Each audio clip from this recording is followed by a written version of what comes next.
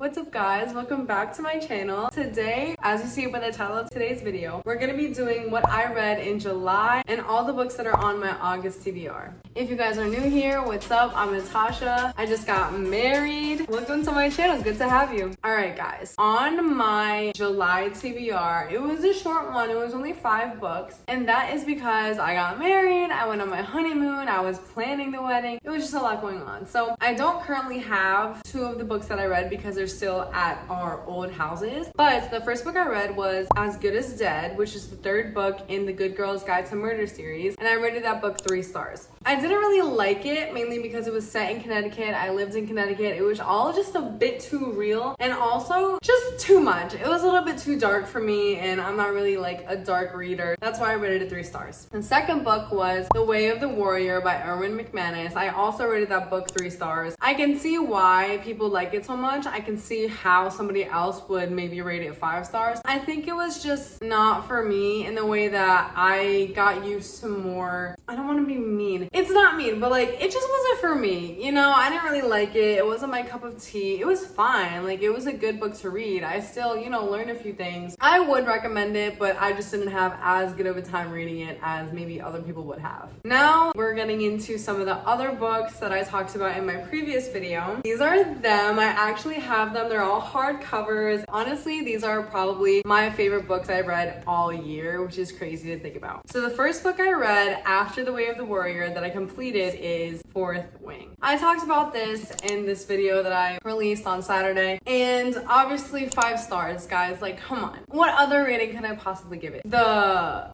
communication skills of the female MC, A1. I resonated with her so much. I liked her so much. She's definitely my favorite female main character out of all the books I've ever read. The love interest was pretty cool. I liked how they made that enemies to lovers. Honestly, I do wish that she spent a little bit more time developing that romance, because to me personally, this might be a spoiler, it was kind of like, okay, I hate you, okay, don't anymore. It didn't really make sense to my head how the whole love story began. The love story was great, but the beginning, how it all started, just didn't really make sense to me. The action, the descriptions, everything, 100%. This is a 5-star book and I would recommend. And in the acknowledgements, I posted this on my Instagram story because I just loved it so much. She said, first and foremost, thank you to my Heavenly Father for blessing me beyond my wildest dreams. If it wasn't 5 stars already, that made it 5 stars right there. Rebecca Yarros, I did indeed pre-order Iron Flame. I'm so excited to read that book next. After Fourth Wing, I read The 5-Star Weekend by Elin Hilderbrand. And let me tell you, I read this on the beach. It couldn't have fit better than that. This is definitely a beach read. This is a great summer book. If you haven't read it, I highly suggest that you read it before August ends or read it next summer. Like, you just have to read this book in the summer. I rated it 4.75 stars. I thought it was different. I thought that the plot was different than any other book I've ever read. The writing style was different than any other book I've ever read. I think that I will be reading more of Elin Hilderbrand's work because I genuinely like this book. It was fun, it was cute, it was sad, it was interesting, it was real, and I also would highly recommend this book. The last and 5th book that I read in July is Malibu Rising. I started it in July and finished it August 1st, but like,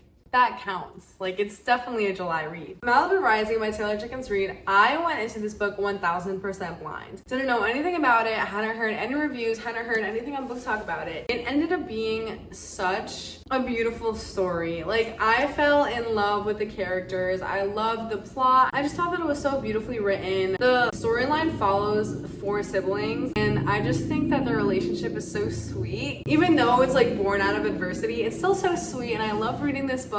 Taylor Jenkins Reid has a way with literary fictions that makes it so entertaining but also so relatable and also so absurd and obscure, like the things that happen. It really was a great read, and honestly, I feel like all of her books should become movies. Like, this is crazy, but I would recommend. It was a very good read. I really like this book. I rated this book 4 stars, I believe, like a solid 4 stars. It is making me want to read Daisy Jones and the Six and Carrie Soto is Back, so we'll see if I ever pick up those books. All right guys, that wraps up up my July wrap up. I think I had a pretty good reading month. 2 average books and 3 really great reads. I'm so excited for August because I have a pretty good set list, if I dare say. Also, I did just order a few books off of Amazon. Excited to add those in by the time they come. The first book that I have on my August TBR is Love on the Brain by Ali Hazelwood. My sister-in-law actually lent me this book to read, and right now I'm on page 125. I will talk about it a little bit. At first, I did not like this book, like at all. Like I was trying to get into it. I was like, oh my God, this is so weird, so boring. Like what is all this STEM, science, whatever stuff? I'm not a science girly. I'm not. Chemistry was my favorite subject. Biology was not. I never took neuroscience. This is completely out of my realm. 100 pages in, I'm into it. I am into it. Like I'm really into it. I'm actually gonna read this as soon as I finish this video. The second of my August TBR is actually a series. Not really sure if I'm gonna get through all of them this August. I don't even know why I decided to read them because they're definitely a fall winter read. It is the Shadow and Bone series. I have all 3 in the box set I got off of Target like a while ago. I started Shadow and Bone and immediately I was sucked in. Like immediately I'm intrigued, I'm interested. I'm just a fantasy girly through and through. Fantasy girly through and through. I also do plan on reading Six of Crows and Crooked Kingdom right after this. We'll see. If I get through this just in August, it's gonna be a miracle, but I'm gonna need more fall books after that. Then, this is the book that I read at night, and this is the book that I'm also gonna try to finish in August, is The Dragon Keeper. This book is by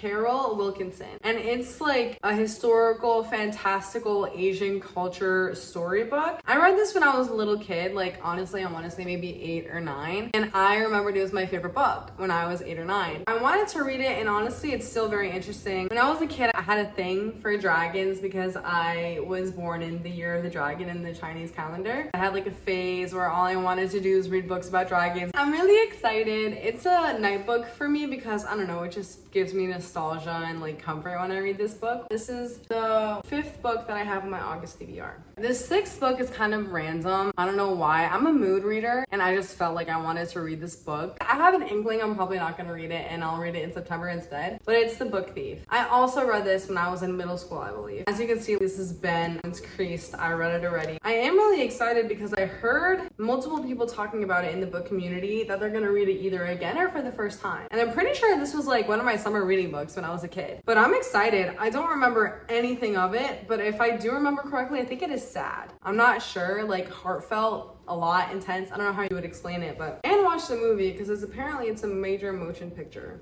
The last 2 books I have for my August TBR, not counting the ones I ordered off of Amazon, I'll probably make a reading vlog off the ones I ordered off of Amazon. This is also a series, and I also read this when I was like 8 or 9 or 10. It's called Eon and Iona. I always had a problem pronouncing Iona, I don't know. From what I remember, I completed this book when I was a kid, and I got to like 20, 40 pages in this book, but I just wasn't getting into it. It's also a dragon story, if you can tell by the covers. It's about, essentially it's the story of Mulan. Like literally the same premise as Mulan. She wants to fight in the war, but she can't, she's a woman and she pretends to be a man. And like I think her swords have something to do with like a spirit dragon, something like that. And then in this book, she like embraces her womanhood and, you know, reveals that she's a woman. And I don't know what else happens because I didn't finish it, but it seems pretty epic. They are hefty books. Eon is 531 pages. Iona is 637. I'm really excited to read both of those books. So as you can see, we have a pretty interesting mix of books. We have a lot of fantasy. We have 2 fantasy series, 1 fantasy book, 3 cultural fantasies. I think,